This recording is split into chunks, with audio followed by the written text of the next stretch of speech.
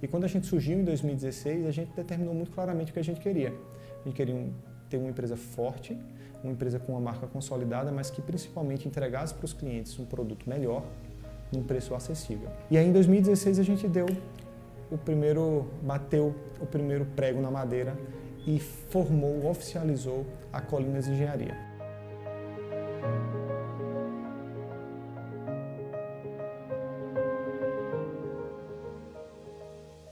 Com o tempo, a Colinas ela buscou sempre empreendimentos maiores. Então saiu do Colinas Village de 20 apartamentos. Em seguida a gente produziu o Portal das Orquídeas com 16 apartamentos, porém com área de lazer maior. E em seguida veio o Portal das Bromélias com 32 apartamentos. E a gente pode dizer que a Colinas é uma das poucas empresas de Campina Grande, uma das poucas empresas do mercado paraibano e, por que não, do mercado do Nordeste, que investe efetivamente em tecnologia de construção.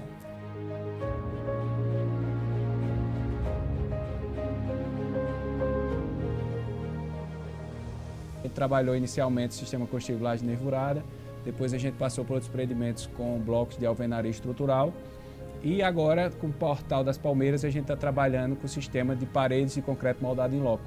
Então a gente durante esse período, 2018 até aqui, a gente já teve grandes mudanças, tanto na parte administrativa quanto na parte de inovação, na parte de engenharia. Normalmente você quer melhorar a tua construção, para isso você aumenta muito o custo, você repassa esse custo para o cliente não tem condição de pagar esse custo mais alto e esse ciclo não tem fim. Se você não tem a capacidade de investir em tecnologia, em gente, no ser humano que vai te ajudar a construir isso, em um processo efetivo, isso de fato demanda muito investimento mental, humano e de capital. Se você tem essa capacidade de fazer isso, você consegue sair desse ciclo. E a gente viu essa possibilidade, realmente investiu nisso, entendeu que era o momento e nós conseguimos.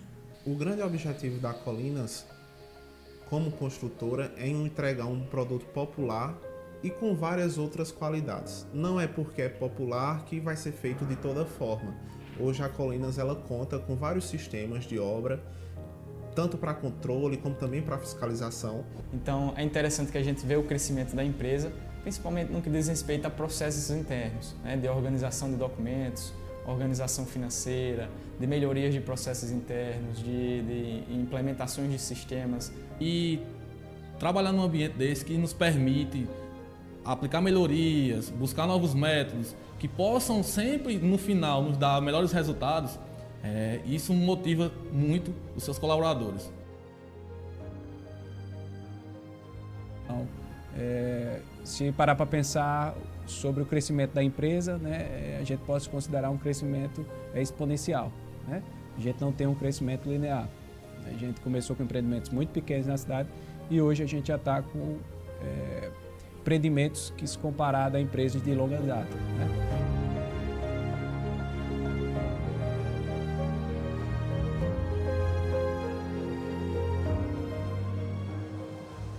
Não, a Colinas, sem dúvida, eu costumo dizer aqui no ambiente de trabalho que a Colinas é uma mãe, né?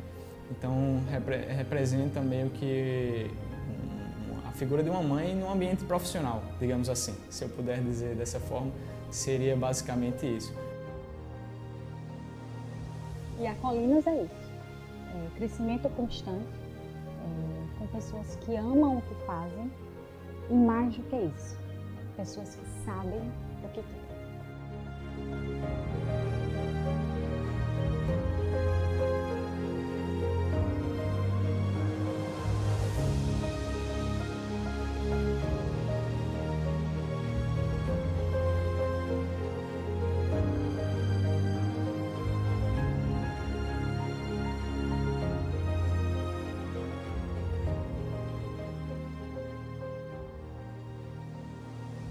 Então, essas três palavras resumem bem o que é a Colinas: desafio constante, resiliência constante e orgulho no final da linha. Orgulho pelo produto que a gente entrega.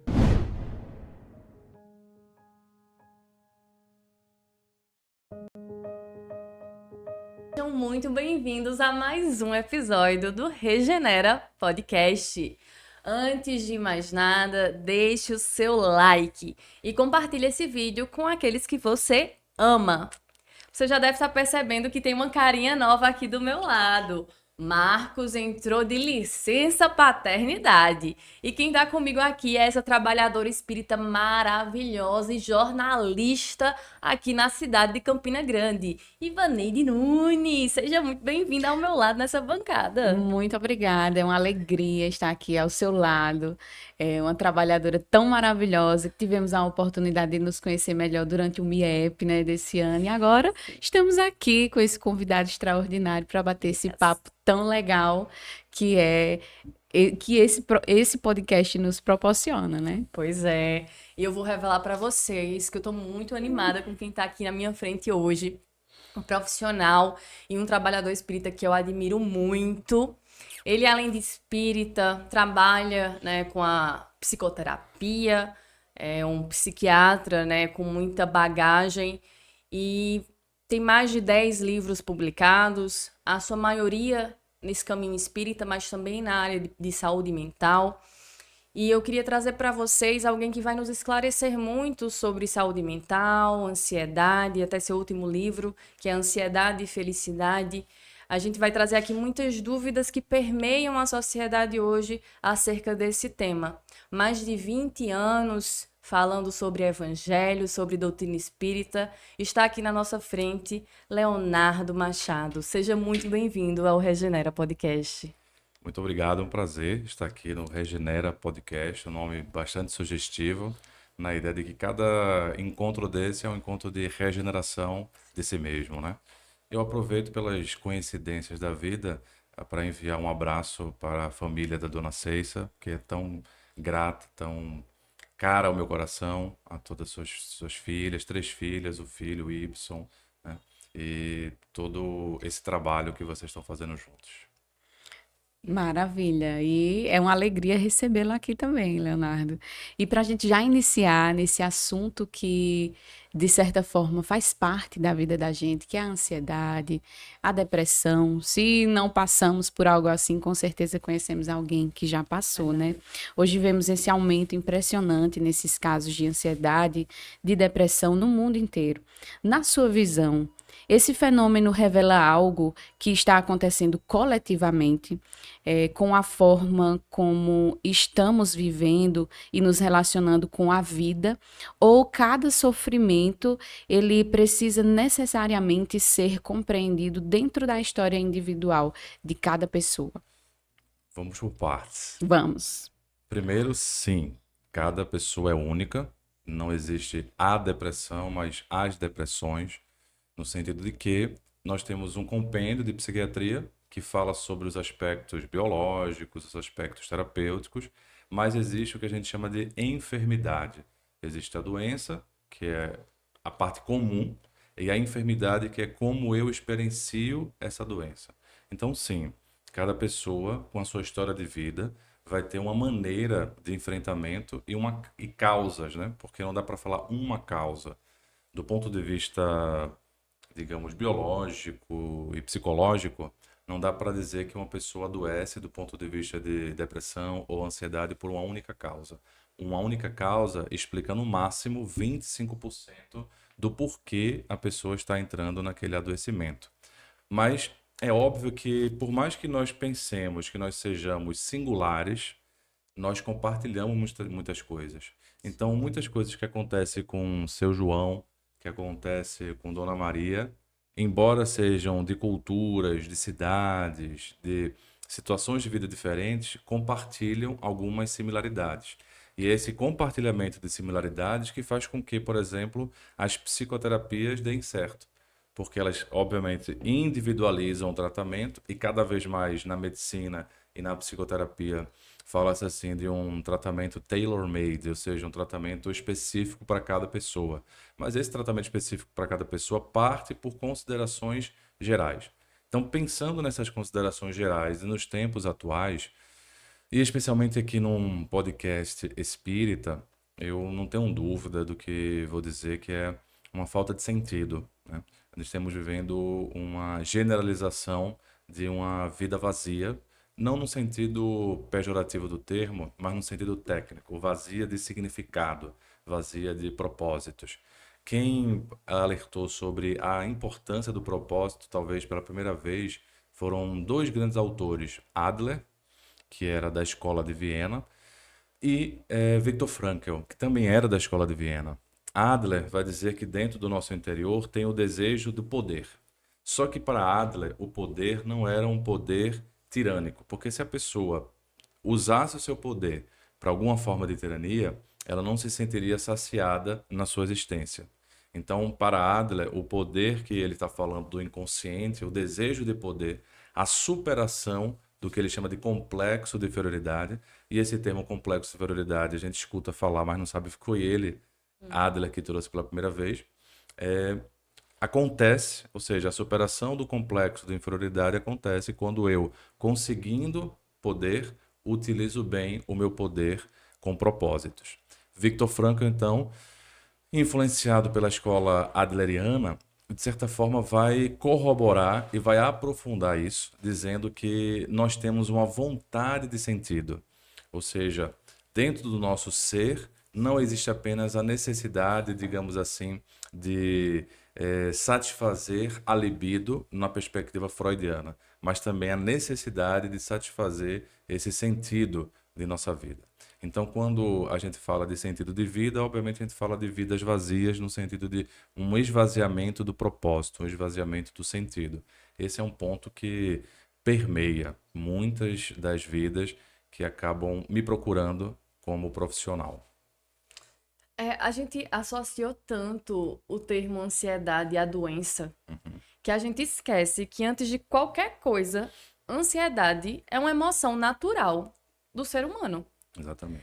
E que ela tem uma função básica, né? De proteção. A gente aprende isso, se não nos livros, naquele filme, né? De Divertidamente. Exatamente. Que é uma emoção um pouquinho mais complexa do que as outras. A gente, às vezes, até tem dificuldade de explicar de onde vem, né? A surpresa, por que você se surpreende? Porque eu não esperava. E por que você está ansioso? Não, porque você imagina tantos cenários que você não sabe nem dizer o porquê você está ansioso.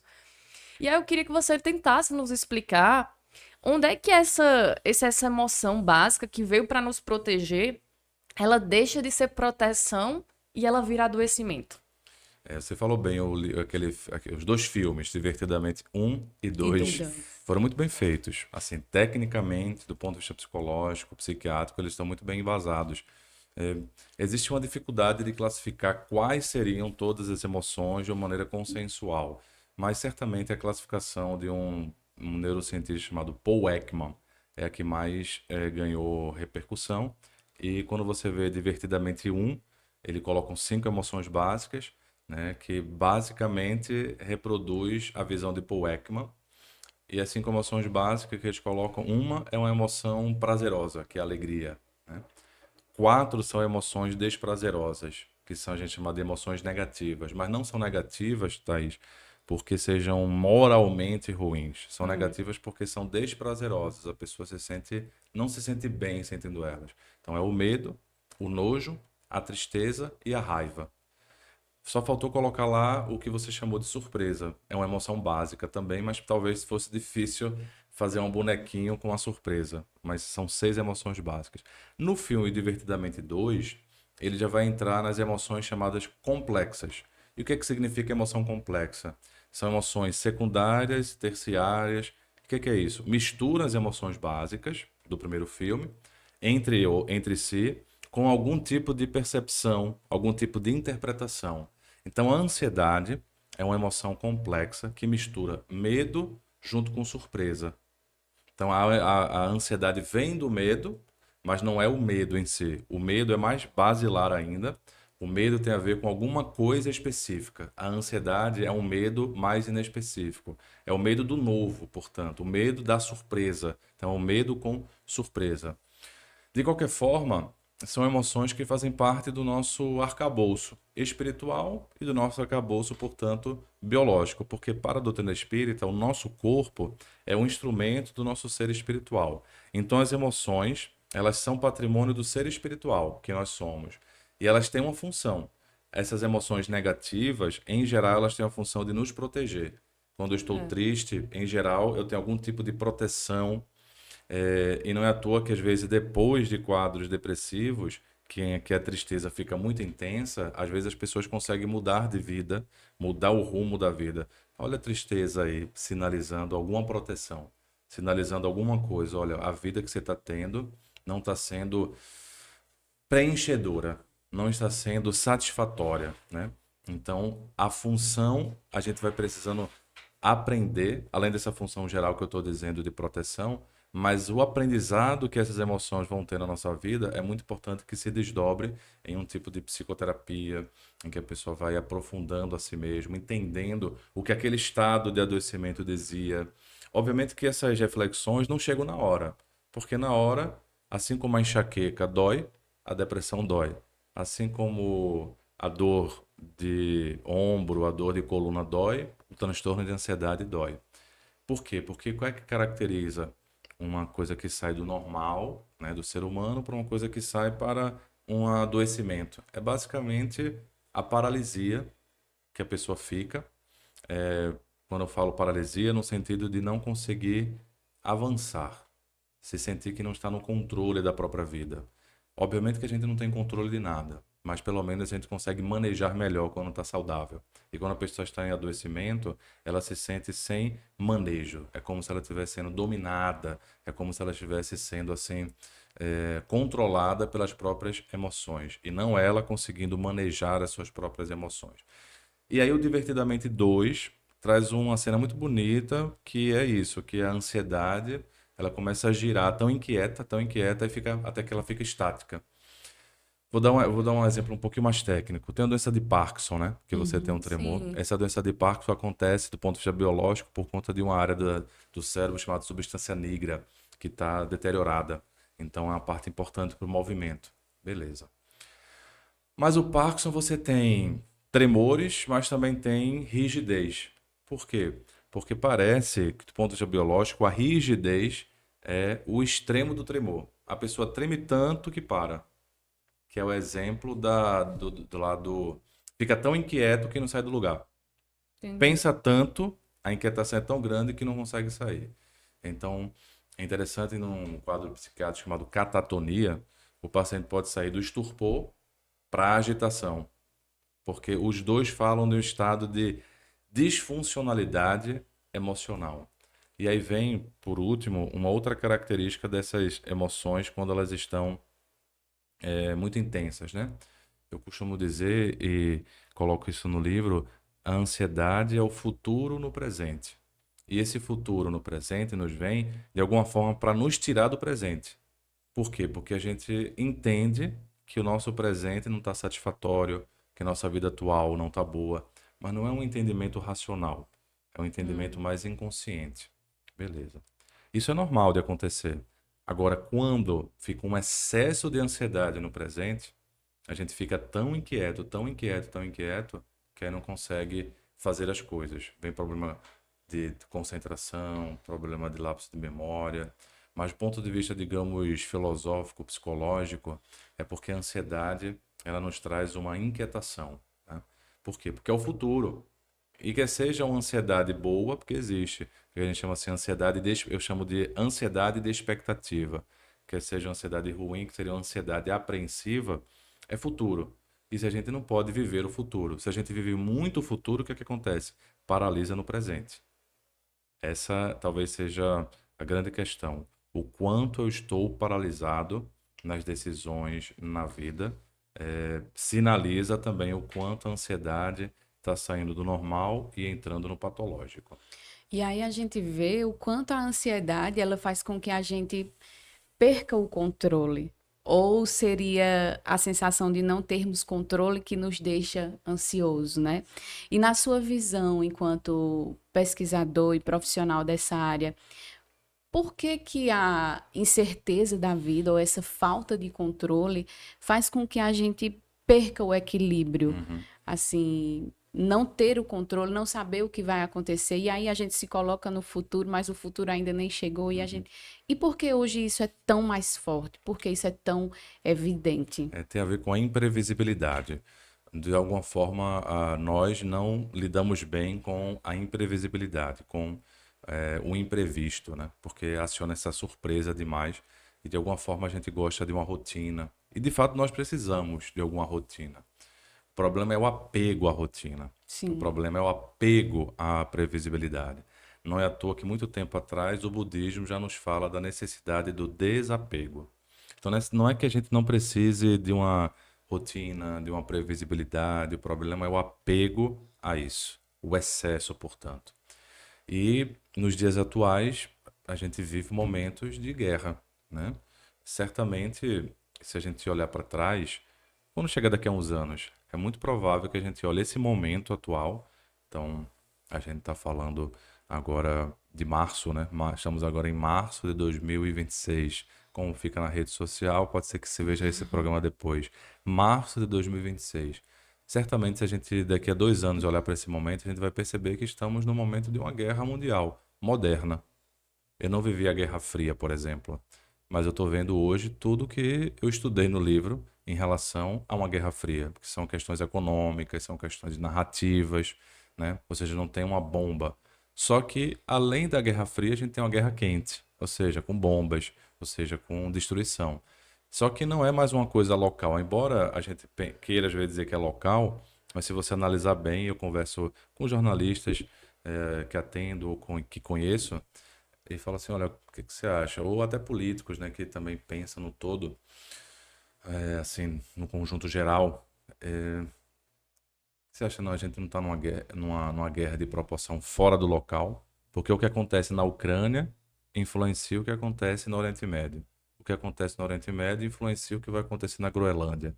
O que acontece na Groenlândia influencia o que vai acontecer, por exemplo, em Taiwan. Ou seja, todos os mesmos personagens vinculados, e isso a gente vê. Essa conexão que a gente está usando aqui nesse podcast, né, das redes sociais, a gente também tem a conexão para informações excessivas, né? Ou excessivas ou pelo menos angustiantes, né? E aí vem um ponto interessante na nossa sociedade. Tem um filósofo, ele não é espírita, né? Byung-Chul Han, que o livro mais famoso dele é A Sociedade do Cansaço. Mas tem outro livro dele chamado A Sociedade da Transparência. Ele coloca uma coisa muito interessante que eu concordo. Nós hoje vivemos a ilusão da informação. Como assim? É tanta informação que nós temos a ilusão que a partir disso nós temos conhecimento. Informação excessiva não leva a conhecimento. Informação excessiva pode levar a adoecimento. O que leva a uma superação é conhecimento. O que é conhecimento? É uma informação que se conecta a outra e gera algum tipo de utilidade, né? O que é sabedoria? É um conhecimento que se conecta a uma vivência. Então, sabedoria, conhecimento, informação. Informação são só dados, coleta de dados. Quando eu faço uma pesquisa científica e faço a coleta de dados, eu estou coletando informações. Mas para eu construir um conhecimento que se transforma em artigo, eu tenho que costurar essas informações, interpretá-las e chegar a algum nível de síntese. Então, tem uma hipótese e depois formo uma síntese daquelas informações. E para eu sair de um pesquisador que pesquisa sobre depressão e alguém que adentra um pouco mais em uma sabedoria, eu não posso só falar, eu preciso vivenciar, atrelar o conhecimento a algum nível de vivência. Tudo isso para dizer que nós vivemos uma era do excesso de informação e o Byung-Chul Han fala, o excesso de informação acaba gerando desinformação. E é interessante porque ele fala assim, um termo que é pesado, mas é verdadeiro. A sociedade pornográfica. Por que pornográfica? Quando falamos pornografia, pensamos logo na sexualidade. Pornografia, num conceito que eu queria dar mais filosófico, é tudo que é exposto demais. Tudo que é exposto demais torna-se pornográfico nesse sentido, porque mistura as nossas emoções. Uma informação que deveria nos ajudar nos gera um estresse excessivo, imaginando que a bomba vai cair na minha casa hoje. Não necessariamente que vai dar algum tipo de confiança. Então, essa era de tantas incertezas, de tantas informações, tem levado, e eu vejo isso claramente, né? Com 16 anos de prática clínica, de medicina, eu vejo a diferença. Infelizmente, não é uma visão pessimista, mas é uma visão realista. Como professor, de medicina, né? A gente vai vendo, foi vendo o adoecimento. Não é à toa que meus estudos acadêmicos foram voltados para isso, prevenção em saúde mental. Porque eu ficava assim muito agoniado. O que é que eu posso fazer para ajudar esses alunos? Porque eu sei que eles estão com risco de adoecimento, o que é que eu posso fazer para ajudar? Meu doutorado foi uma espécie de transformação da minha sala de aula, uma das salas de aula, lá da Federal de Pernambuco, numa espécie de terapia de grupo, em que eu levei saúde mental positiva para a sala de aula, pensando em prevenção e não esperando o adoecimento chegar.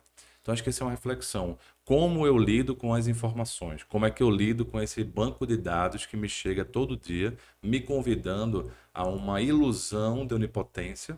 E, na realidade, o que a gente está vendo é um despreparo, muitas vezes, porque é tanta informação que a gente não sabe como ligar os pontos. É impressionante isso. Eu faço uma pós-graduação em neurociência nessa área de comportamento humano. E é surreal, porque a maior parte das informações que a gente tem hoje no mundo foram geradas nos últimos 2 anos.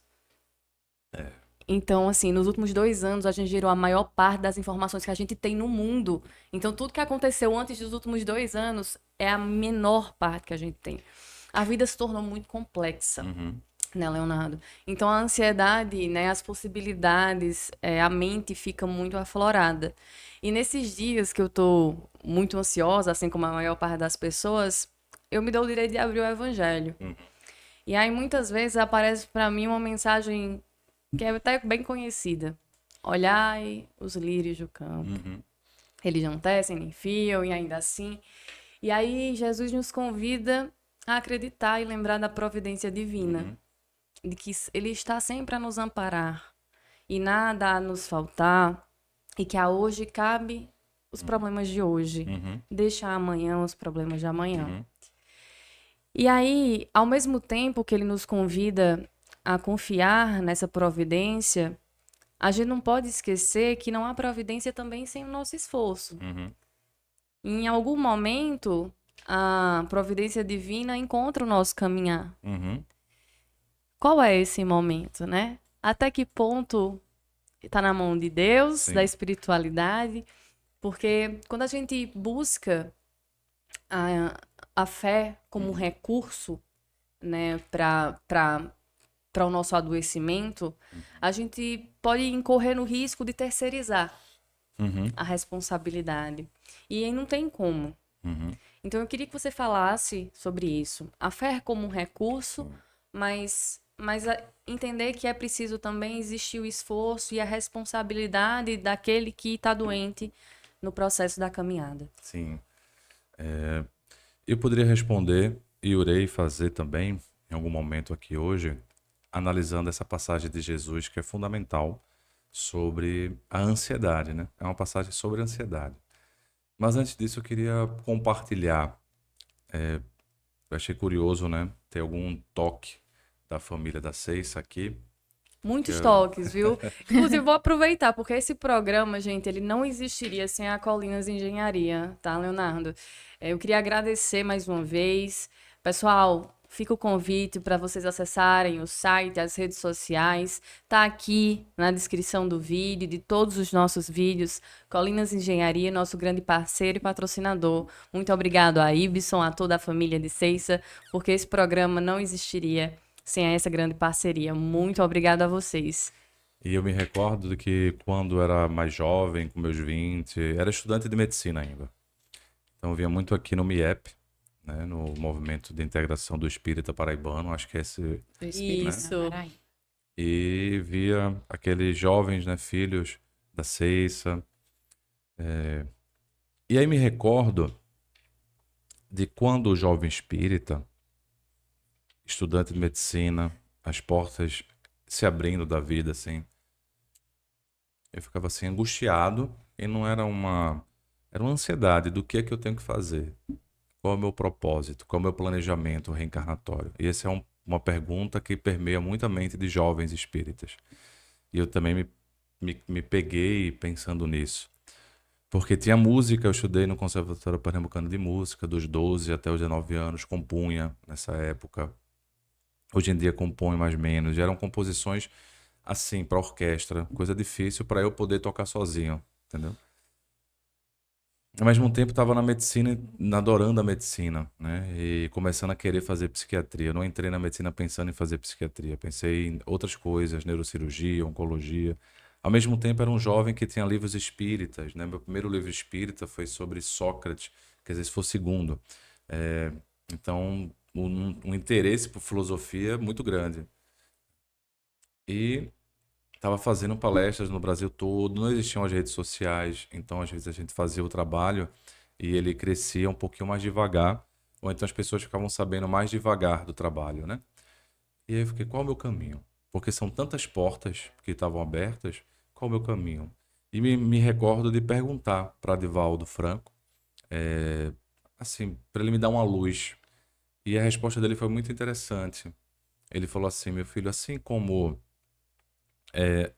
a mediunidade em Chico Xavier era muito potente e com o tempo a psicografia foi se desenhando como sendo o mais importante do trabalho dele, assim também foi na minha vida e assim também será na sua. Com o tempo, as coisas vão se desenhando. É uma resposta que parece a não resposta, mas é uma resposta fundamental que nos tira a ansiedade de querer ter certeza, que vem a pergunta que você tinha feito antes. Qual o meu caminho? E eu particularmente vi e vejo que as coisas não se dão assim do ponto de vista espiritual, de amadurecimento. Não é uma revelação a priori que nos dá uma convicção a posteriori, mas sim um despertamento interior que vai levando à convicção e a gente vai aprendendo.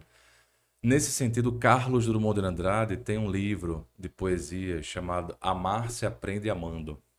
E eu gosto de fazer uma comparação com essa frase.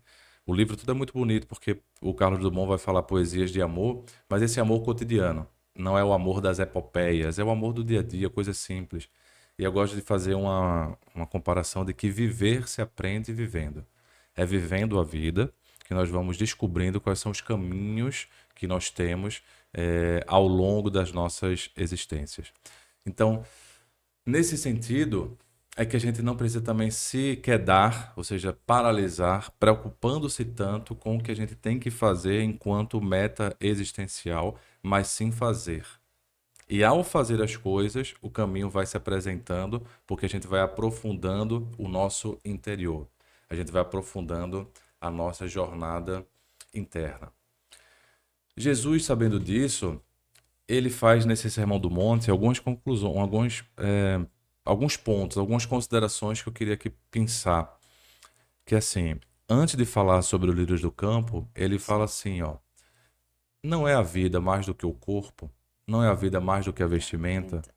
Então ele faz um chamamento para o quê?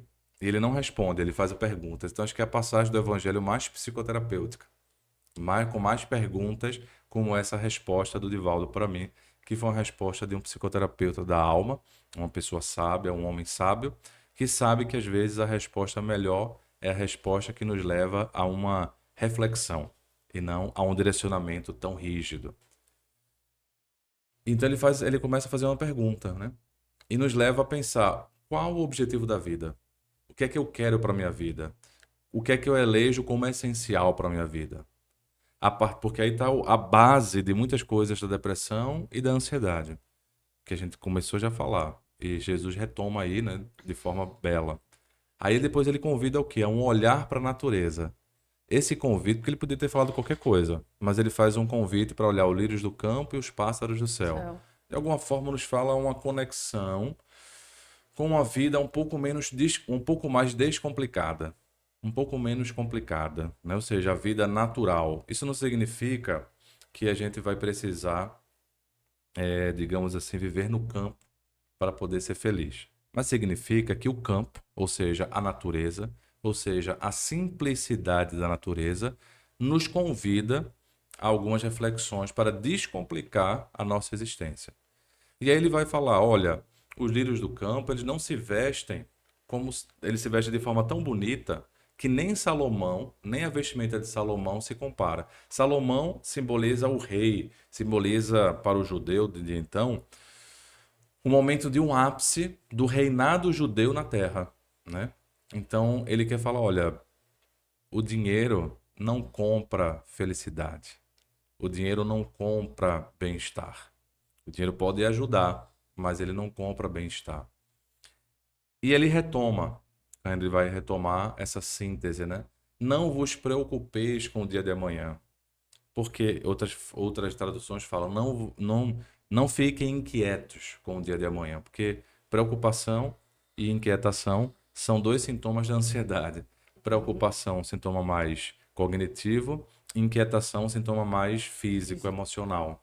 Então veja que é uma passagem psicológica.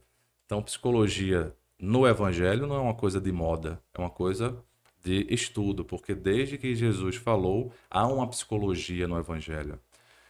E ele retoma o final, ó.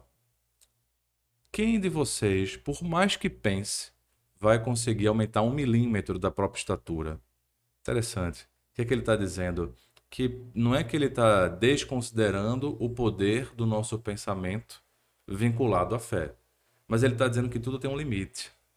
E ele faz uma coisa concreta. Por mais que a gente pense, como é que a gente vai aumentar 1 milímetro na nossa estatura?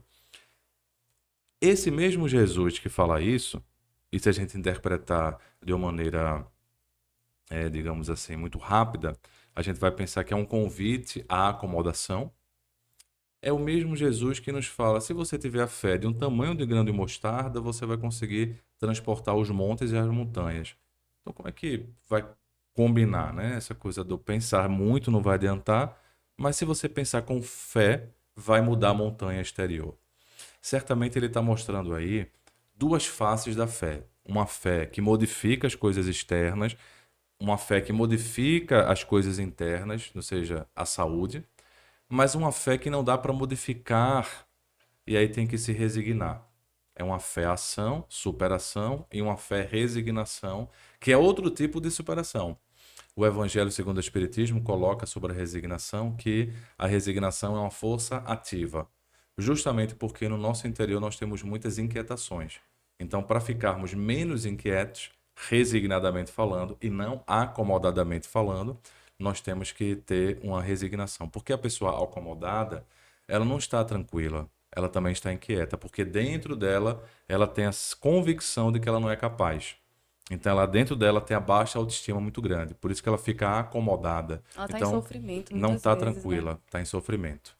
É diferente da resignação, que ela entende a sua potência, mas entende sobretudo a potência de Deus e a potência da vida. Ou seja, a vida tem o seu caminho a ser percorrido. A gente precisa saber que o caminho se faz com caminhar, como diz o poeta espanhol, né?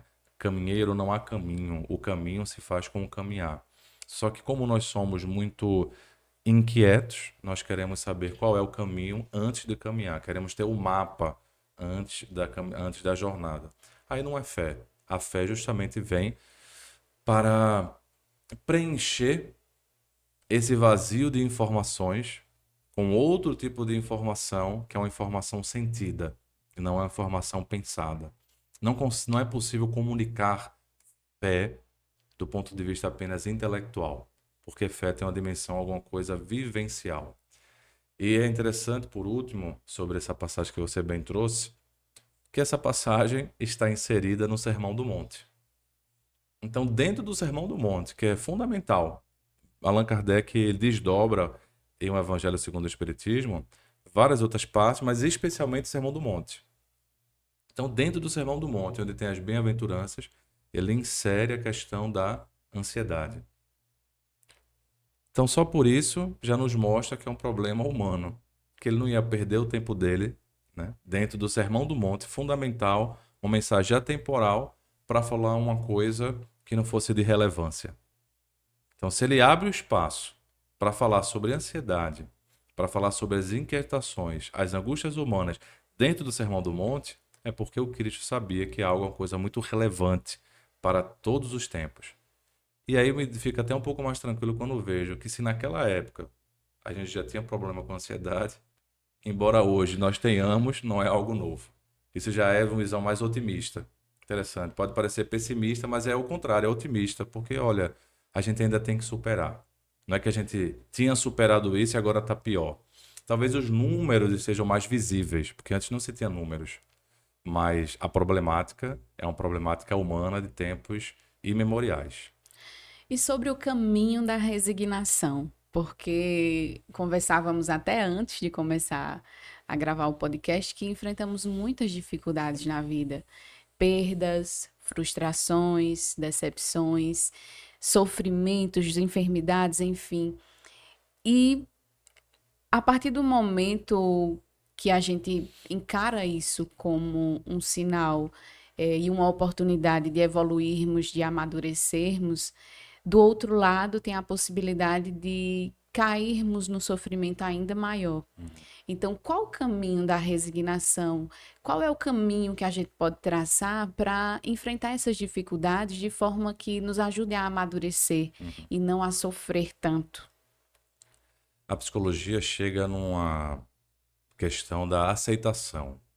A psicologia, quando surge, ela pensa na cura. Ela não pensa no alívio, ela pensa na cura. Eu, enquanto médico, quando sou treinado na medicina, eu também penso na cura. Mas a experiência da psicologia e a experiência da medicina vão levando naturalmente tanto o campo teórico quanto os profissionais a entenderem que a cura não necessariamente é possível. E aí vem uma coisa da aceitação. E hoje quase todas as psicologias falam da aceitação. Eu acho fundamental, mas eu gostaria de fazer um adendo de que Espiritismo, de que Jesus já falam de aceitação muito tempo antes, só que com o termo resignação. Resignação é a aceitação, que é racional, com fé, que é emocional. O Espiritismo nos convida a uma fé raciocinada, mas não convida-nos a uma racionalização da fé. É diferente uma fé raciocinada e uma racionalização da fé. Racionalização da fé seria deixar tudo muito racional, tudo muito intelectual. E o convite espírita é que a gente entenda o porquê a gente crê, mas não deixe de crer, só porque entendeu. Ao contrário, a gente vai entendendo porque antes creu. Teve uma crença, alguma vivência, alguma coisa forte, que é inexplicável, que não é falável. A gente tenta falar com palavras, mas só a pessoa sente e os outros conseguem ver, às vezes, pela mudança comportamental que a gente começa a ter. Então, no final das contas, resignação, eu chamo assim, é aceitação com fé. E, portanto, é um remédio fundamental. Só que colocaram resignação como acomodação. Inclusive dentro das visões religiosas. Inclusive dentro do espiritismo. Resignação não é uma coisa acomodada. Resignação, falta a gente ler mais o Evangelho. Tem lá bem claro, resignação é uma força ativa. Então eu diria que nós temos que fazer um esforço. A resignação não chega na nossa vida assim naturalmente, tranquilo. A gente tem que fazer um esforço. Assim como tudo na vida, a gente tem que fazer algum nível de esforço. A gente tem que fazer um esforço e que seja esse esforço não na hora que está tudo muito ruim. Porque quando está tudo muito ruim, é difícil, demora. É difícil de sair da cama, é difícil de sair, né? É importante que esse esforço seja um esforço preventivo. A gente precisa hoje dos hospitais porque não temos os PSFs, digamos assim. Se a gente tivesse mais o PSF, ou seja, mais o trabalho na comunidade, se tivesse mais o saneamento básico, tivéssemos mais uma saúde básica, a gente tinha menos necessidade de hospital. Ia ter sempre hospital, mas teríamos menos necessidade. Eu me recordo de um sobrinho que é britânico, minha cunhada, né? Portanto, do país de Gales, o meu irmão brasileiro. Meu irmão foi fazer o PhD dele lá fora e acabou morando lá. Desde que eu tinha 16 anos, ele já, enfim, pensa mais como inglês do que como brasileiro. E meu sobrinho é britânico. E é interessante que para um problema de saúde que meu sobrinho nasceu, ele não precisou ir para nenhum médico especialista. Só o médico da saúde da família já conseguiu detectar, porque a saúde da família, o sistema basilar, básico, já consegue atender. Então, o que é que eu estou querendo dizer? Pensemos não apenas na emergência. Pensemos na prevenção. Pensemos antes do problema chegar. Antes mesmo da situação acontecer. Porque resignação é uma coisa que vai se construindo ao tempo e com o tempo.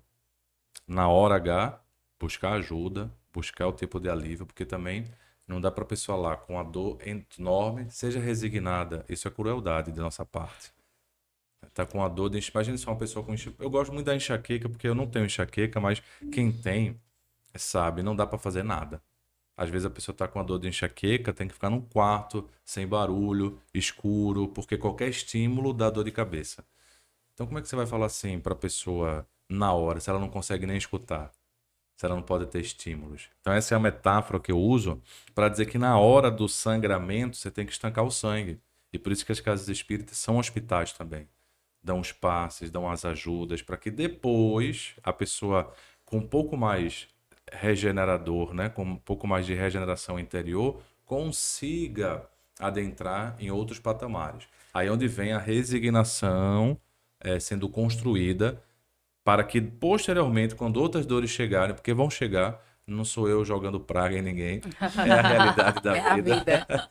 Vão É chegar a outras vida. dores, a gente possa ter essa ferramenta já construída, porque a gente começou a sanar as dores aqui na hora H, na emergência, e depois foi construindo saúde a partir dessas questões que a doutrina espírita nos convida.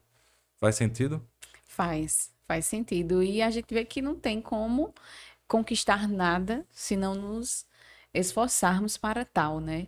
E eu acho também que é interessante ouvir você falando isso,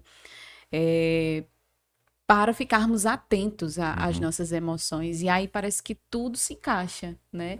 Vem as emoções, nosso perceber e também o que podemos fazer para melhorar, Me né? recordei de uma coisa, você falando, permita-me uma história para contar. Era um senhor, bastante idoso já, e ele se chamava agnóstico. Agnóstico é um termo bonito para dizer que a pessoa tem dúvida. Sim. Ela nem diz que crê em Deus, mas também não crê, porque ela não consegue provar que não existe nem que existe. Então ela fica agnóstica, né? E aí achei interessante porque, obviamente, quando a vida vai chegando mais idade, a pessoa começa a pensar. Não tem como não pensar. Eu nunca vi uma pessoa que chegou numa idade bem mais avançada e não começou a pensar na morte. Porque os amigos morrem, parentes morrem, e aí a morte vai ficando mais presente. Um professor psiquiatra dizia assim: a morte é uma presença ausente. Porque mesmo quando ela está ausente, ela está presente no imaginário. Então, ele, passando por uma situação de saúde na família, ele falou assim: eu vi a morte perto. E isso é o que a gente escuta. Pois bem, mas ele falou: eu vou fazer uma viagem. Aí disse que ia fazer uma viagem que era uma cidade de peregrinação católica. Aí eu olhei assim: o senhor agora é católico? Ele: não, mas não sabe, né? Se existe ou não existe. Eu falei: interessante, então. E aí eu aproveitei essa brecha da dúvida, só que a dúvida, porque existe a dúvida que é uma dúvida quase certeza.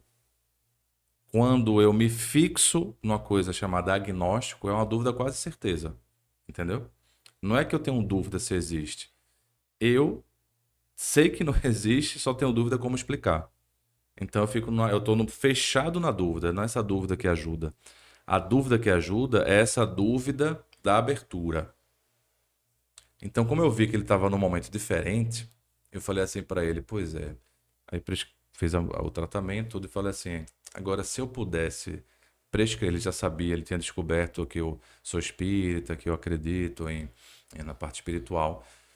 Aí eu falei assim: mas fulano, se eu pudesse assim, eu botar aqui, prescrever para o senhor 3, fé, eu prescrevia para o senhor. Mas essas coisas a gente não consegue prescrever, né? Eu não consigo tirar minha fé para te dar. Foi uma estratégia para dar uma chocada nele, porque ele falou: mesmo, né? Realmente a fé a gente não consegue, era tão bom, né? Então veja que coisa. É uma dúvida que não é mais agnosticismo, é uma dúvida. É uma dúvida abertura. Estou querendo colocar isso porque bendita seja a dúvida, porque a dúvida nos dá abertura para mudanças. Toda vez que a gente tem muitas certezas, inclusive dentro do espiritismo, a gente fica fechado, porque a gente não tem como saber de tudo. Mesmo sendo espírita, o espiritismo não nos convida a uma certeza, não. Nos convida a uma abertura. Uma passagem bonita que me ocorre é quando Abraão, ele é chamado por Deus, né, na alegoria da história bíblica, ou na história bíblica, é chamado por Deus a sacrificar o próprio filho para mostrar a fé dele. E ele fica angustiado, fica em dúvida, né? E aí decide, não, eu vou fazer. Eu tenho tanto crença em Deus que eu vou fazer isso, já que é Deus que está me pedindo. E quando ele vai sacrificar, ele escuta aparentemente a voz de Deus dizendo, não, Abraão, era só um teste. Aí a gente fica, uma vez uma pessoa falou, mas Deus deve ser um sádico, né, para fazer esse teste. Sádico é gostar de só fazer os outros sofrerem. E aí sorrimos um pouco, eu falei, mas talvez a passagem queira nos ensinar que da mesma forma que nós, no passado reencarnatório, levantamos as nossas armas em nome do Deus Guerra, nós precisamos estar dispostos a sujar a nossa mão e tomar decisões difíceis em nome do Deus Amor. E esse Deus Amor não nos vai deixar sujar as mãos, negativamente falando. Mas é preciso ter coragem para vencer algumas armaduras que são armaduras feitas por um excesso de certeza. Então a dúvida é o espaço que o amor encontra para mudar a nossa vida. Eu penso muito nisso. Que bonito. É bem bonito mesmo essa reflexão. E lendo, assim, você gosta muito da parte psicológica, né, de Joana de Ângelis, você tem até um trabalho no Espiritismo TV, na Mansão do Caminho, onde você fala de Joana de Ângelis. E ela fala muito sobre a vontade, que a vontade é como se fosse o fio condutor da transformação íntima, nesse processo aí que Ivana trouxe do autodescobrimento, né, dessa autoobservação. E eu me questiono muito sobre isso, porque eu tenho muita dificuldade de entender o que é vontade. Inclusive a filosofia, ela fala muito sobre essa vontade também, a filosofia esotérica, né, Sim. ali da doutrina secreta, da sabedoria do Oriente. Porque essa vontade, ela não parte do racional, não é uma decisão, porque muitas vezes a gente quer mudar e não consegue mudar. E aí eu queria que você tentasse me explicar aí, com toda a sua sabedoria, para ver se consegue trazer alguma luz para mim, de onde vem essa vontade? Que integração é essa que a gente consegue juntar essa vontade que move o ser? Tem a ver totalmente com isso que eu coloquei agora, né, sem querer, sobre Abraão, né? A vontade de Deus que ele tinha, vencendo as dúvidas, os medos. Vontade tem a ver com coragem. Tá. Tem uma palavra espanhola chamada, assim, a pessoa fala, eu tenho ganas de ti, né? Gana. Ter gana é ter amor com vontade, amor com coragem. É uma palavra que a gente não tem, né? A gente até usa, não tem essa palavra em português, ganas, né? A gente fala por causa do espanholizado. É uma palavra espanhola. E é interessante porque é o amor junto com o querer. Joana de Ângelis, ela fala muito da vontade juntamente com Leon Denis. Leon Denis também Leon fala Denis muito. fala no problema do ser, do destino e da Da dor, dor. que a vontade é uma potência da alma. Isso. E de alguma forma, essa fala de Leon Denis nos leva a um filósofo, que você lembrou, da filosofia, Spinoza. Spinoza falava da vontade como uma potência para transformar aquilo que é, digamos assim, uma potência em realidade, né? Em uma coisa que que os esotéricos falam vir a ser, né? A visão mística. Sem sombra de dúvida, sem vontade, não dá para a gente fazer processos mais profundos. Porém, o que acontece é que às vezes a vontade está adoecida. Adoecida do ponto de vista filosófico, quando a gente não sabe o que a gente quer, porque a vontade tem a ver com saber o que quer. Então a vontade parte do racional, mas realmente não é só racional. A vontade é uma coisa que vem do emocional também. A vontade não é, se eu fazer um termo psicológico, geralmente os psicólogos, os psicanalistas gostam de dizer que vontade é consciente e que o desejo é inconsciente. Sim. Mas numa perspectiva mais profunda, espiritual, filosófica e mesmo da chamada saúde mental positiva, vontade ela pode partir do querer, mas ela começa a contaminar o desejar. Então, querer bem, desejar bem, e aí vem o ato, fazer bem. Isso é benevolência. Para a doutrina espírita, a benevolência é uma das faces da caridade, é uma das faces do amor. Então nós temos 3 instâncias, Thaís. fazer, que é comportamento, querer, que é pensamento, e desejar, que é sentimento. Então a gente pode usar os termos, mudam os termos, são muitos termos, né? Tá. Então, inconsciente, consciente, comportamento. Se eu pensar na terapia cognitiva, é comportamento, pensamento, emoção. Às vezes mudar lá a emoção é mais difícil, é mais inacessível. A gente começa pelas beiradas. Não tem assim, pegar um prato quente e vai pelas beiradas. Põe na papa pelas beiradas. Isso. As beiradas são um comportamento. Mudar o comportamento vai ajudando a gente a mudar o querer e aí vai introjetando esse querer. Então, a vontade que Leon Denis coloca, que Joana de Ângeles coloca, começa pelo querer, mas não é só o querer. A vontade é quando o nosso ser se inunda com um comportamento do bem, uma vontade que a gente fala no espiritismo, né? Não a vontade de outras coisas, mas a vontade do bem é fazer o bem, pensar o bem, sentir o bem. E sentir o bem às vezes está difícil, porque a gente vê tantas decepções. Faça o bem. Seja você um pouquinho da realidade diferente. Aí você começa a entender que dá. Poxa, eu consegui. E aí começa a inundar a nossa esfera. Agora, junto disso, tem que ter a humildade, né? Que talvez seja outra coisa que gere dúvida. Porque lembra que Jesus falou? Quem de vocês, por mais que pense, vai mudar 1 milímetro? Então a gente às vezes pensa que só com a força da vontade a gente vai conseguir fazer tudo. Não, aí é prepotência. O que é prepotência? É uma potência antes do tempo, é uma pré-potência. Nós somos potentes, mas ainda não somos totalmente realizados, né? A autorrealização que a Joana de Ângeles coloca é quando a gente conseguir, caminhando, né, desenvolver todo o nosso potencial. Mas tudo isso tem uma trajetória, tem um caminho. Por isso que a gente, para entender o que Joana de Ângeles fala de vontade, Leon Denis fala de vontade, a gente precisa entender outras potências da alma. Não é só a vontade. E uma outra potência da alma que Jesus começa a bem-aventurança é a humildade. E humildade, o que é? Bem, vem de uma palavra, o radical humus. Humus está na palavra humildade. Humus significa terra. Então, humildade seria a potência da nossa alma que nos dá a real noção de que nós somos terra, que temos que ter o pé no chão. Então, a vontade no céu, mas o pé no chão. Humus também significa fertilidade. Quando o rio Nilo do Egito ele ficava assim cheio e depois secava, a margem dele ficava cheia de humus. E por isso que ele cresceu, a crescente do Nilo. Então, humus também significa fertilidade. Humus também está no nosso radical da palavra humano. Então é interessante.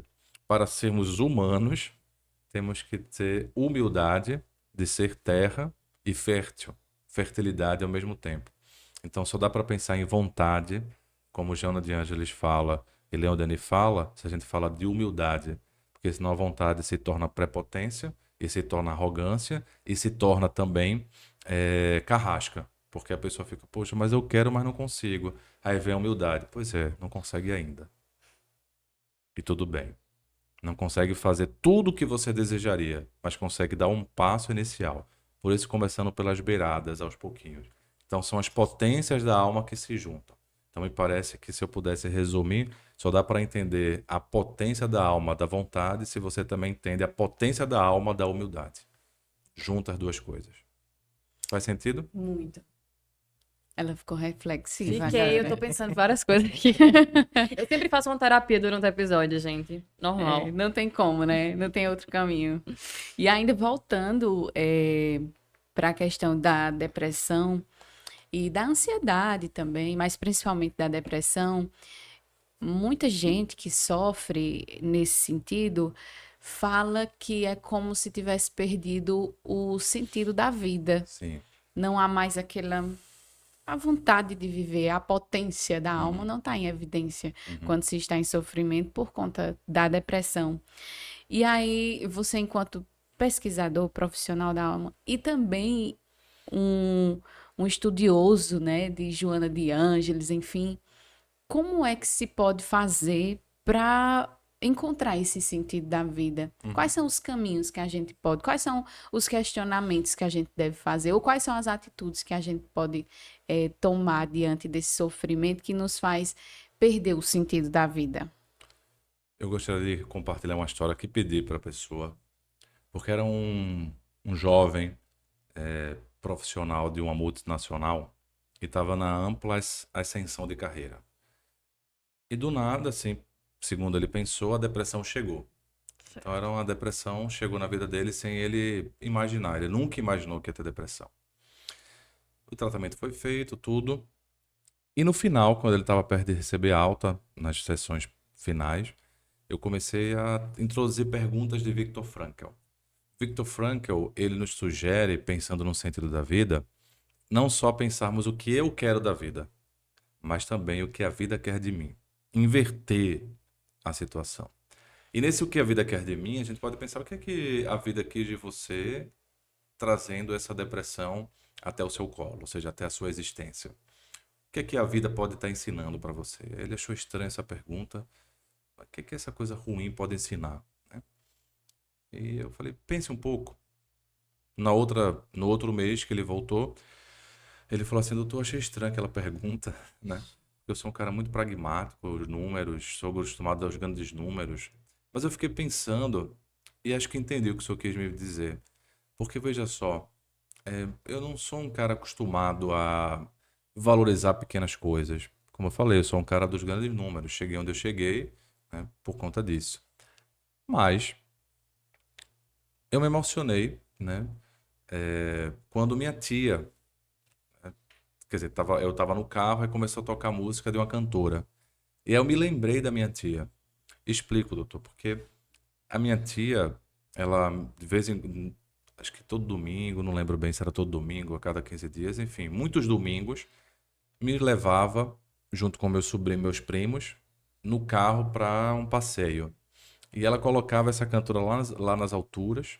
Na época o carro dela não tinha ar-condicionado, mas ela ficava com vergonha de mostrar que não tinha. Então fechava o vidro, ficava um calor danado. Mas era assim, eu nunca pensei que aquilo ia vir na minha cabeça. Eu não achava que era uma memória boa. E quando tocou essa música, eu comecei a chorar. Eu não sou de chorada. Ainda mais por coisa pequena. Mas eu percebi o seguinte, que pequenas coisas da vida fazem diferença também. Então eu estava tão emocionado que eu então pedi pelo site uma coletânea dessa cantora, mandei para minha tia e fiz um pequeno agradecimento, né? Muito obrigado, tudo. E aí ela me ligou de volta. E quando me ligou de volta, ela ligou chorando e falou assim, meu filho, eu não sabia que você tinha ficado lembrando disso. E eu falei para ela, tia, nem eu. Mas a memória veio. E foi tão boa, e eu então entendi que esses momentos foram importantes para minha vida. Então, doutor, ele falou, eu entendi o que o senhor quis me perguntar. Porque quando a gente está com depressão, as mínimas coisas da vida não fazem sentido, não dão gosto. A gente perde o gosto pelas coisas. Então eu percebi que as pequenas coisas que dão gosto são grandes coisas. E hoje eu estou agradecendo mais. E a partir daí eu comecei a botar a gratidão. Começando pelo que a gente estava falando antes, vamos pelas beiradas. Vamos pelas beiradas o quê? Não só enaltecendo as grandes coisas da vida, os grandes feitos da vida, mas aqueles pequenos momentos que são pequenos, mas são as beiradas que são o olho do coco, né? O coco rígido, mas são o olho do coco que faz com que a gente entre dentro de nós. E propondo essa proposta de gratidão para os alunos, eu me lembro que uma aluna falou assim, professor, é engraçado, né? Fazendo o diário de gratidão, fazendo esse exercício de gratidão, eu comecei a perceber que eu sempre quis ser aluna da Federal de Medicina. Então eu lutei muito para estar aqui. Mas é tanto estresse que eu comecei a esquecer disso. E com esse diário de gratidão, eu comecei a ver que era tão bom estar aqui. Então o curso é estressante, falta recursos e tal. Eu pego o ônibus lotado e tal, mas eu quis estar aqui. Lutou. A minha vontade lá atrás me fez estar aqui.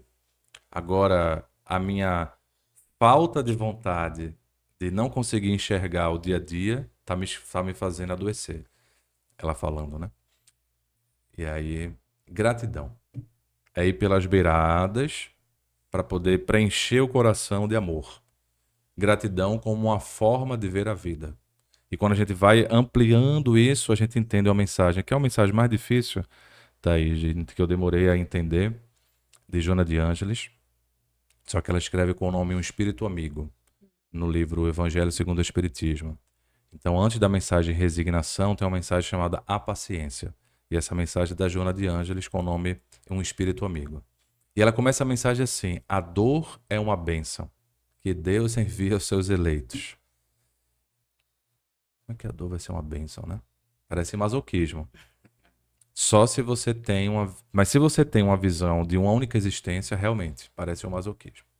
Mas se você entende que a vida é mais ampla, aí você começa a entender que a dor, às vezes, é um mecanismo de despertamento se a gente não entra na revolta. A revolta é a face que fecha o nosso coração para esse despertamento. Então é por isso que muitas pessoas perguntam: ô Léo, cadê o aprendizado com isso tudo? Às vezes não tem não, porque tem a revolta. A revolta é a vontade adoecida. A revolta é o coração que se fecha. Então não vai ter aprendizado. Vai ter o quê? Um outro processo, que é o processo do tempo. Para algumas pessoas, para algumas almas, para nós mesmos, em algum momento, só o concurso do tempo vai conseguindo fazer com que a gente saia da revolta e entre na gratidão, mesmo na dor. E não se trata mais, como diz Leon Denis, nesse mesmo livro que a gente citou, não se trata mais de, digamos assim, ir atrás da dor. Mas já que a dor é inevitável, a gente poder entender as mensagens fortes que ela traz para a nossa existência. Acho que essa é a grande mensagem espírita, assim, diferente, porque por isso que eu nunca deixei de ser espírita, né? As portas se abriram na psiquiatria, enfim, tantas coisas que não vem ao caso, mas eu nunca deixei de ser espírita, porque eu nunca encontrei na ciência psiquiátrica, nunca encontrei na ciência psicológica uma verdade que fosse tão paradoxal e tão paradoxalmente verdadeira como o cristianismo. O cristianismo é paradoxal. Aquele que quiser ser o maior, que seja o menor. Aquele que quiser ser o primeiro, seja o último. É um paradoxo. Por quê? Porque ele não está falando do reino de Deus na terra. Ele está falando do reino de Deus no coração de cada pessoa. E esse reino de Deus no coração de cada pessoa envolve uma verdadeira revolução interna. E essa revolução interna é dolorosa, é trabalhosa, mas vale a pena. Com certeza. A gente tá chegando nos momentos finais aqui do nosso episódio. E aí tem uma perguntinha, acho que a Vanedânia vai fazer uma perguntinha também. E eu não queria deixar de falar sobre esse assunto. As pessoas associam muito dentro do meio espírita o assunto de depressão, principalmente, ansiedade, à obsessão. Mas eu queria fazer uma associação levemente diferente. Eu queria que a gente fizesse uma associação à auto-obsessão. Sim. Porque eu acho que a verdadeira associação é essa. Obviamente, existe um caminho, né, que se abre para as obsessões gerais, mas o processo auto-obsessivo é um processo que ele brota de um padrão interior de autocrítica, autodepreciação, autossabotagem, de padrões internos adoecedores do espírito, onde você se torna algoz de si mesmo. E você se auto-obsedia justamente porque você se estrutura identitariamente dentro de uma inadequação de si mesmo. Sim. Geralmente esses padrões, eles se estruturam, essas crenças identitárias, ainda na infância. E tem raízes muito profundas, né? Difíceis de se dissolverem. E muitas vezes encamadas ainda do nosso inconsciente. Eu queria que você trouxesse uma mensagem para as pessoas, né? Que auxiliassem elas nesse processo de autoentendimento. Porque muita gente não se entende como auto-obsediada, acredita que está sendo obsediada, ou que os seus problemas depressivos e ansiosos não têm relação com a própria estima, a própria relação dela consigo mesmo, suas próprias questões relacionais. Então, como é que a pessoa pode se perceber dentro desse processo auto-obsessivo, onde a ansiedade e a depressão se encaixam com essa relação? Allan Kardec traz uma mensagem que foi publicada no livro Obras Póstumas, que fala justamente isso, né, Thaís? Em que grande parte das vezes o obsediado é obsessor de si mesmo. Então ele não usa a palavra auto-obsessão, mas se é obsessor de si mesmo, é auto-obsessão. Mas ele escreve isso antes do termo neurose, que é isso que você, do termo técnico, seria neurose, essa coisa de repetição, tal, essa autossabotagem, etc. Tem vários nomes modernos, mas Allan Kardec escreveu antes. Por quê? Porque ele conheceu pessoas, estudou a alma humana e percebeu que os obsessores externos só influenciam se houver algum tipo de abertura interna. E essa abertura interna, ela também acontece porque nós não somos apenas dessa existência, nós temos muitas existências. E essas feridas que você fala não são apenas dessa existência, são de outras existências. E essas camadas que você se refere não são apenas do inconsciente individual dessa reencarnação, mas também do um inconsciente coletivo profundo de outras existências. Tudo isso para dizer assim, tenhamos humildade, tenhamos paciência e tenhamos uma coisa fundamental, amor. Amor a si mesmo. Como assim amor a si mesmo, né? Jesus falou isso. Amai-vos uns aos outros como eu vos amei. Amar a Deus, ao próximo e a si mesmo. Então, se eu pudesse dizer uma palavra simples, uma frase simples que aprendi com Joana de Ângeles, foi assim: nós somos filhos de Deus. Tem que lembrar disso. Porque quando a pessoa está num processo auto-obsessivo, ela está com essa criança ferida, ela se sente basicamente, se eu for aprofundar, eu vou chegar na sensação de ser não digna. Sensação de ser algo que não tem dignidade do amor, que não tem merecimento do amor. Algo que é pior do que a existência humana. Essa é a realidade do que eu encontro, do que eu vejo. Então é importantíssimo nós banharmos o nosso consciente para chegarmos no nosso inconsciente com essa frase: Filho de Deus. E não é à toa que Joana de Ângeles escreve um livro, Filho de Deus, né? Falando não de Jesus, mas falando de nós mesmos também. E a mensagem, e o livro é quase um livro de bolso, e é um livro quase de psicoterapia. Então, como uma coisa prática, eu sugeriria, como prevenção, como tratamento, que nós pudéssemos fazer o que eu faço. Muitas vezes de manhã eu abro vários livros, quando assim, vários livros assim, um dia um livro, outro dia outro. E um dos livros que eu elegi para ler de vez em quando é Filho de Deus. E em geral, quando eu estou mais triste, quando eu estou me sentindo assim, meio angustiado, esse livro cai como uma luva para eu lembrar da dignidade espiritual que todos nós temos. E lembrando disso, a gente tem uma nova ferramenta para sair desse ciclo de autoobsessão, de autopunição, de autossabotagem, de neurose e adentrarmos numa perspectiva do que nós temos como herança. Nós temos como herança o universo. Nós temos como herança algo muito maior que nenhum pai biológico, nenhuma mãe biológica consegue dar. Os pais biológicos, que às vezes ajudam essas feridas aparecerem, eles são filhos também, né? São crianças, como diz o Renato Russo, são crianças como nós. Então, muitas vezes, tem os problemas, tem as crianças feridas como nós, mas nós somos filhos de Deus, inclusive os nossos pais, e por isso somos convidados a essa fraternidade mais profunda. E aí, Joana de Ângeles arremata: entrega-te a Deus. Se tu és filho de Deus, entrega-te a Deus. Porque Jesus falou: quem não tiver capacidade de abandonar pai e mãe, não é digno de mim. Não é que a gente vai abandonar pai e mãe no sentido de desonrá-los, mas é porque existem coisas que são perturbações também, né? E tem que lembrar que ele falou isso para judeus. Ele estava dizendo: olha, se você não abandonar essa tradição e entrar em outra tradição que eu estou trazendo, que não destrói o passado, mas que reafirma, mas amplia, você não vai conseguir entrar nesse reino que eu prometo, nesse reino que eu vim trazer. Então é muito profundo, né? E Jesus nos dá já um alerta. Ao abandonar pai e mãe, ele quer nos dizer: lembra-te de que tu és filho de Deus. Eu acho que essa mensagem, assim... Esse livro, Thaís, é como se fosse um livro terapêutico, sabe? Não é um conteúdo intelectual. As mensagens, se você for ver, mas isso aqui lembra com isso. Mas é verdade, porque foi feito para uma maneira de ser como se fosse uma meditação diária, terapêutica, reconstrutiva da nossa autoestima. Nada melhor do que a gente imaginar que temos um universo como herança. Vou ler. Isso. Não, pode fazer.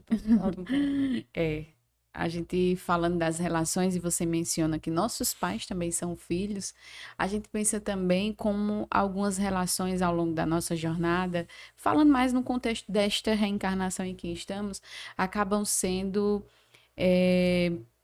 assim, vamos dizer, a raiz de alguns sofrimentos.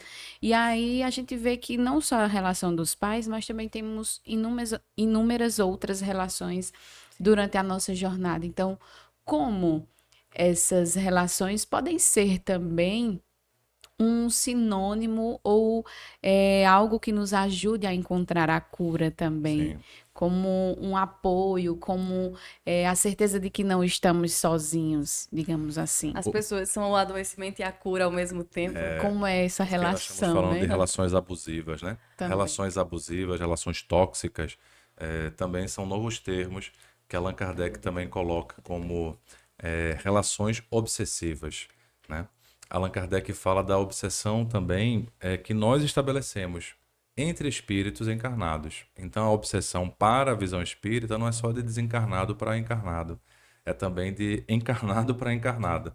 E hoje o termo mais não espírita seria relação tóxica, relação abusiva. E da mesma forma que a Thaís lembrou que uma relação obsessiva de desencarnado tem alguma raiz dentro de nós, a relação abusiva e a relação tóxica que eu me coloco tem alguma raiz dentro de mim.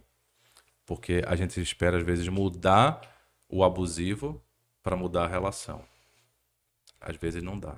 Às vezes eu tenho que mudar a mim mesmo, ter mais autoestima, entender que, às vezes, o que me mantém numa situação abusiva é porque essa ferida que abre espaço já é de outras. Não é que tudo se explica com a reencarnação, mas coisa que só. Coisa que só. Porque quando a gente tem a noção, eu tive a oportunidade de conhecer muitas coisas de reencarnações de pessoas, eu consigo, aí dá para entender claramente como as coisas abusivas de hoje às vezes são repetecos de ontem, e às vezes a pessoa se mantém naquilo porque ela foi um antigo abusador e sente culpa, como se ela tivesse que ali sofrer para expiar com aquela relação. Aí fica num ciclo de abusador, abusado, obsessor, obsediado, de eternamente. Então, o amor, né, é uma ferramenta para podermos realmente sair. Amor a si mesmo, veja, não vai ser me submetendo a abusos que eu vou, digamos assim, regenerar-me diante da lei. Não. Porque eu me submetendo a abusos, eu vou dar a mensagem de que o abusador está tudo bem. Jesus disse, o escândalo é necessário, ou seja, o escândalo é uma coisa que acontece, mas ai daquele pelo qual vem o escândalo. Então é sobre isso que a gente, no final das contas, fala quando pensa em relações tóxicas, relações abusivas, e o nosso papel para quebrarmos o ciclo do abuso, começando conosco. Não tendo uma relação abusiva conosco. Ou seja, eu não mereço o pão que o diabo amassou. Eu mereço o pão divino. É verdade. E lembrando que quando a gente perpetua essas relações, a gente acaba se comprometendo e comprometendo o outro também que está sendo abusivo. Os dois estão adoecidos. Eu sempre lembro de frisar isso, né? Aquele que está fazendo coisas, né, que são adoecedoras, ele também está adoecido. E ele também, na hora que se quebra o ciclo, ele ganha a oportunidade de refazimento. Então, os dois ganham na hora que você se ama. E eu queria fechar falando desse livro maravilhoso, né, que foi o tema dessa conversa que a gente teve aqui, incrível, no Regenera hoje, Ansiedade e Felicidade, de Leonardo Machado. Lembrando que esse livro, todos os direitos vão para a Mansão do Caminho, Isso. tá? A gente trouxe esse tema tão relevante para a nossa conversa. Eu queria que você falasse onde é que as pessoas podem encontrar esse livro para adquirir, estudar, usar para se conhecer, presentear as pessoas que amam e deixar aí uma mensagem. A gente sempre gosta de encerrar o episódio com uma mensagem final do nosso convidado, para deixar aquele gostinho de saudade, de quero mais. E aí deixa para as pessoas esse recado de onde eles podem encontrar seu livro, saber mais sobre você. O livro dá para você comprar pela Editora Leal online, mas também pela Amazon, também pela Boa Nova. Então chega em casa, dá para comprar. Ou na livraria espírita aí da casa, também consegue encontrar. Foi um livro que o Divaldo me sugeriu, né? No final das contas, toda vez que eu estava indo lá, ele pedia para eu falar, fale sobre ansiedade, fale sobre ansiedade. E aí eu captei a mensagem, falei, olha, Divaldo, eu captei, eu estou começando a escrever. E aí ele não falou mais sobre ansiedade. E aí eu falei que queria doar a mansão. Ele falou, vai ser uma alegria para nossa casa. E eu estava com os livros acadêmicos que eu publiquei, um deles é pela editora Manoli. E eles estavam me pedindo um livro novo. E eu poderia escrever esse livro acadêmico, do ponto de vista para as pessoas serem ajudadas. Mas eu quis pegar a parte espírita também. Então tem uma mistura de psiquiatria, psicologia positiva, psicologia cognitiva, neurociências e espiritismo. Ou seja, pego a minha bagagem profissional e escrevi uma forma que fosse uma leitura terapêutica. É uma leitura que realmente as pessoas que leem falam, parece que o senhor está conversando comigo. É como se estivesse fazendo uma terapia junto. Óbvio que não substitui a terapia convencional, mas é uma coisa que, inclusive, até para pacientes espíritas, né? Eu tenho pacientes de todas as religiões, sem religião, né? Agnósticos, mas aqueles que são espíritas, às vezes leem um livro e vão debater alguma coisa comigo nas sessões. Então, é uma leitura terapêutica que foi escrito não só para ajudar a mansão, mas para ajudar quem pudesse ler e pudesse abrir. Acho que o principal que eu queria deixar, assim, principalmente tudo jovens, né? Estamos aqui, eu ainda posso dizer que eu sou jovem. Pode sim, somos. É que nós nos entreguemos a Deus, porque vale a pena. Né? Como Joana de Ângeles fala, entrega-te a Deus. As demais coisas chegarão por acréscimo, chegarão na hora que deverão chegar. Ou se não chegarem, é porque ainda não há necessidade delas.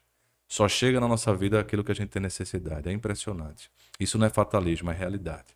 Só que a gente precisa ter a clareza mental para aprender a aceitar essas coisas e transformar essas coisas como uma mola propulsora para a nossa existência. E só dá para fazer isso se a gente se entregar a Deus. Se a gente colocar como um parâmetro de vida essa entrega irrestrita ao Criador. Já que ele é o nosso pai, a nossa mãe, é de onde nós viemos e para onde nós vamos no futuro. Que possamos ficar em paz. Assim seja. Pessoal, até o próximo episódio. Tchauzinho, foi maravilhoso estar aqui com vocês. Até o próximo. Yes.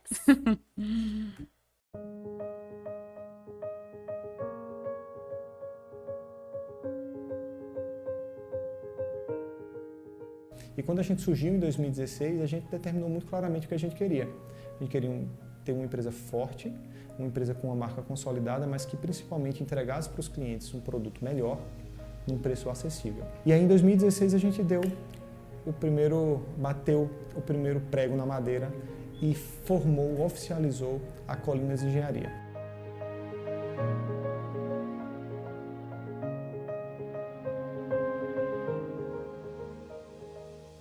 Com o tempo, a Colinas ela buscou sempre empreendimentos maiores. Então saiu do Colinas Village de 20 apartamentos. Em seguida a gente produziu o Portal das Orquídeas com 16 apartamentos, porém com área de lazer maior. E em seguida veio o Portal das Bromélias com 32 apartamentos. E a gente pode dizer que a Colinas é uma das poucas empresas de Campina Grande, uma das poucas empresas do mercado paraibano e, por que não, do mercado do Nordeste, que investe efetivamente em tecnologia de construção.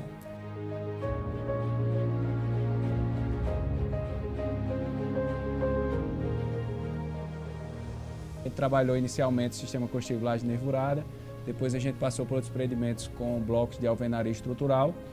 E agora, com o Portal das Palmeiras, a gente está trabalhando com o sistema de paredes de concreto moldado em loco. Então, a gente, durante esse período, 2018 até aqui, a gente já teve grandes mudanças, tanto na parte administrativa quanto na parte de inovação, na parte de engenharia. Normalmente você quer melhorar a tua construção, para isso você aumenta muito o custo, você repassa esse custo para o cliente não tem condição de pagar esse custo mais alto e esse ciclo não tem fim. Se você não tem a capacidade de investir em tecnologia, em gente, no ser humano que vai te ajudar a construir isso, e em um processo efetivo, isso de fato demanda muito investimento mental, humano e de capital, se você tem essa capacidade de fazer isso, você consegue sair desse ciclo. E a gente viu essa possibilidade, realmente investiu nisso, entendeu que era o momento e nós conseguimos. O grande objetivo da Colinas, como construtora, é entregar um produto popular e com várias outras qualidades. Não é porque é popular que vai ser feito de toda forma. Hoje a Colinas ela conta com vários sistemas de obra, tanto para controle como também para fiscalização. Então é interessante que a gente vê o crescimento da empresa, principalmente no que diz respeito a processos internos, né, de organização de documentos, organização financeira, de melhorias de processos internos, de implementações de sistemas. E trabalhar num ambiente desse que nos permite aplicar melhorias, buscar novos métodos, que possam sempre, no final, nos dar melhores resultados, isso motiva muito os seus colaboradores.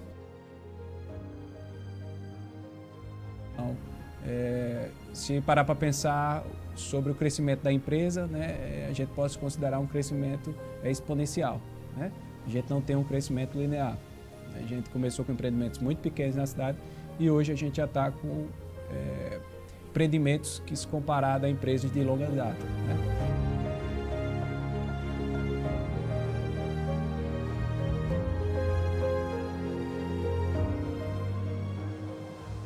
Não, a Colinas, sem dúvida, eu costumo dizer aqui no ambiente de trabalho que a Colinas é uma mãe, né? Então, representa meio que a figura de uma mãe no ambiente profissional, digamos assim. Se eu puder dizer dessa forma, seria basicamente isso. E a Colinas é isso, crescimento constante, com pessoas que amam o que fazem e mais do que isso, pessoas que sabem o que querem.